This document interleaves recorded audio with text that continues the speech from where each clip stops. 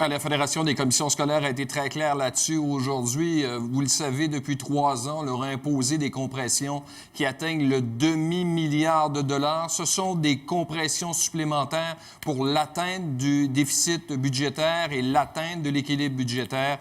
La présidente de la Fédération était très claire. Écoutez-la. Les taxes vont augmenter, effectivement.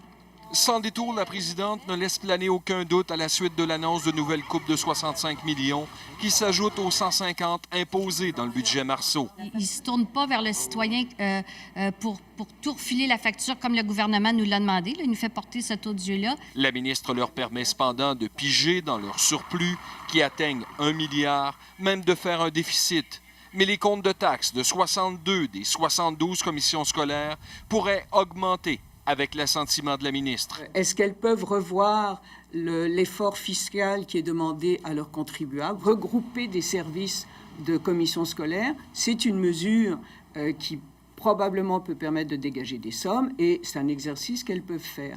Mais je n'ai pas à leur dicter leur conduite. Comment on fait ça, un plan de redressement, quand on est à l'os, puis qu'on est en déficit d'opération, puis qu'on a déjà tout coupé? Même les services aux élèves pourraient être affectés. Et par exemple, des services de transport du midi qui vont être coupés. Il y a une nouvelle taxe au Québec, c'est la taxe Malavoie. La CAQ appelle au jugement. Ordonnez donc aux commissions scolaires qu'elles aillent couper dans leurs frais administratifs. Il y a de l'argent là-dedans. Alors qu'il y a 110 000 élèves de moins, le nombre de cadres a augmenté, lui, de 354 en 5 ans. Il n'y a pas trop de cadres dans les commissions scolaires. Le ménage a été fait. Écoutez, avec des coûts de gestion de 4,9 %, c'est le plus bas coût de gestion de tout l'appareil public et parapublic. Les écoles privées ne sont pas en reste. Elles voient aussi leur budget sabré de plus de 4 millions. Alain Laforêt, TVA Nouvelles, Québec.